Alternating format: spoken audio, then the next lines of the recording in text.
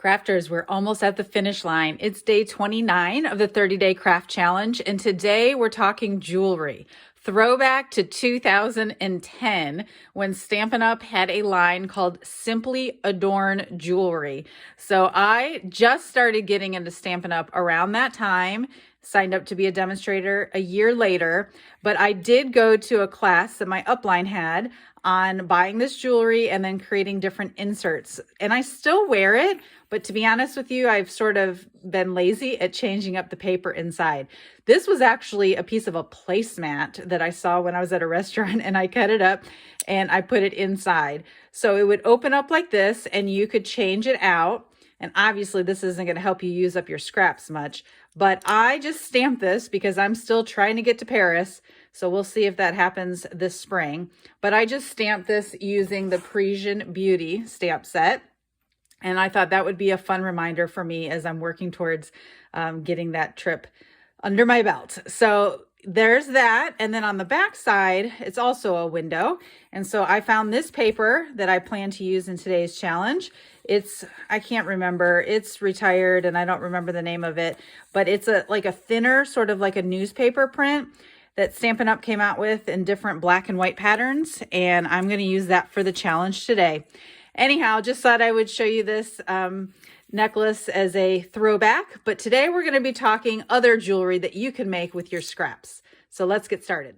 You might have made some jewelry like this back when you were a young girl, but this is a piece that I made using pieces of paper, maybe from a magazine. But anyhow, you'll take some strips and you'll roll them and then turn them into beads. And this one I had a clasp so I can open it. And I actually added 2 beads there, but it's on an elastic, so I actually don't even need that piece. So depending on what kind of string you have around, or even if you don't get to the actual part of the string and the clasp right now, we can still make some beads that would be fun to turn into either a bracelet or some earrings or a necklace. All right, so let me show you how you can make something like this. To make your beads, first you'll want to choose your DSP. I'm going to go with this vanilla and black pack, but you might want something that's a little bit more bright and cheery with some brighter colors.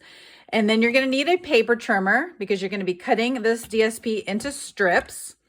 Then I'm going to recommend you use some toothpicks and then some glue. And I'm just going to be using a regular old glue stick.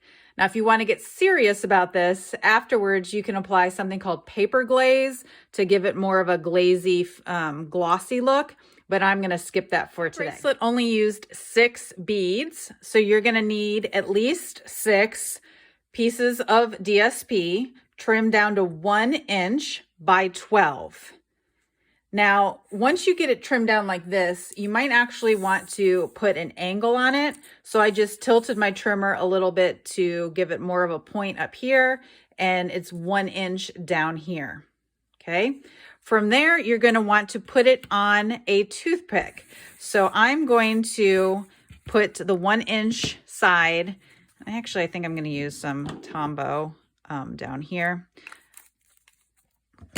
And you're going to want to put the toothpick there, and then you're going to sort of start rolling it.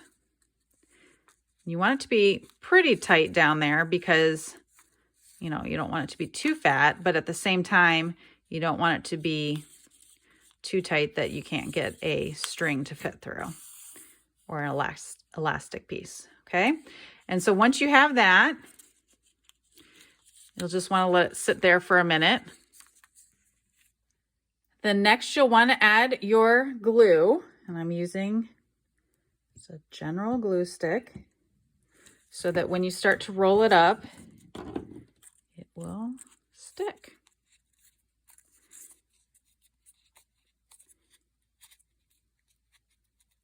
And the further you go, you can start seeing the bevel on the beads. And when you finish a bead, it doesn't take long at all. If you feel like it's not beveled enough, you could just do a different one where, see, it's not beveling as much over here. So you want to try and keep it straight.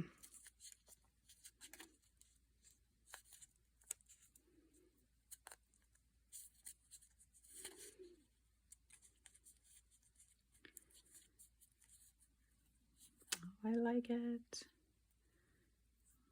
Okay. So then you'll just want to make sure you've got a lot of more glue here on the end. And then when you're done, you can decide, is that too fat? And if so, you would want to make it shorter than 12 inches length. Or if you want more of a bevel, then you would want to put more angle as you cut. But anyhow, it's just a fun way to make beads. Since it's on a toothpick, you could just leave it here and let it dry. And then maybe apply that paper glaze after the fact. And then you can insert your string and maybe a clasp later on, and you'll have a very cool bracelet. So I'll be interested to see if you want to complete this challenge and post your picture over in the Stamp with Cheryl Facebook group. If you don't get around to making jewelry, at least you can try making some beads. Happy crafting!